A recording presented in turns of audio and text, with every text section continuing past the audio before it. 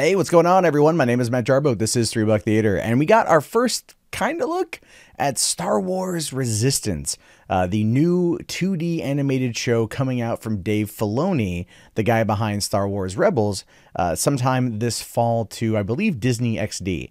And not a lot of information is known about it. They had a little bit of some art being shown at an event, and this is the best image people were able to get their hands on. This, of course, being the most blown up version one could get while still retaining some form of quality and what to expect from this particular image here. Now up front we got the main character Kazuto Ziono. I'm probably mispronouncing that. We're gonna Kaz. I'm pretty sure what they're gonna call him, so I'll call him that.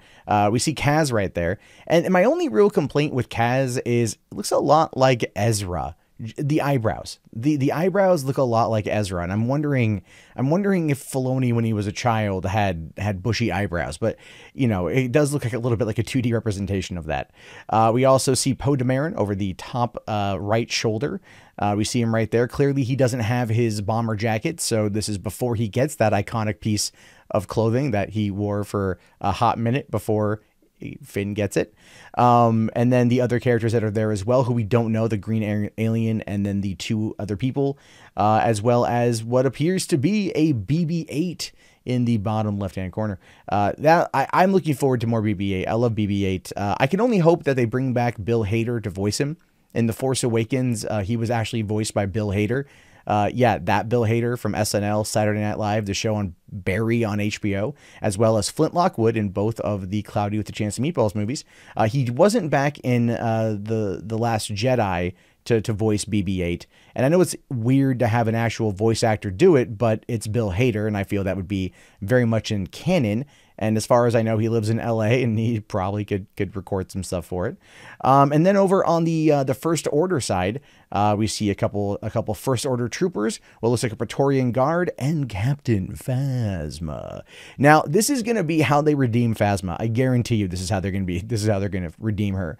Her character, I think we all can agree, her character has kind of been a little bit crappy in the movies. She was billed as this like hardcore badass female stormtrooper who is also in charge. She's meant to break the glass ceiling of the First Order. They're so progressive, and as a result, she found herself in a trash compactor at the end of the movie on a planet that ended up getting blown up a few minutes later. And somehow she survived. Somehow she escaped, and then she made her way to the Dreadnought in The Last Jedi, only to once again go up in a plume of flames.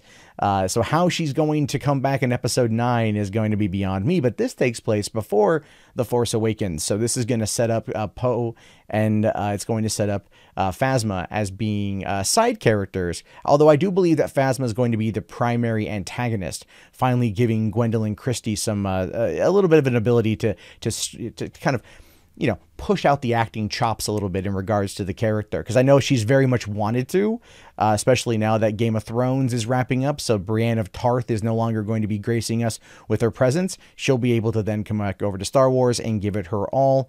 And so I'd be curious to see what's going to happen with that one. I'm also wondering if General Hux is going to be in it, Kylo Ren's going to be in it, make appearances. I would assume that they probably would at some point in time, and also Snoke. And this could actually be a way for us to finally get that Snoke backstory, seeing as Star Wars Resistance is going to end up being canon.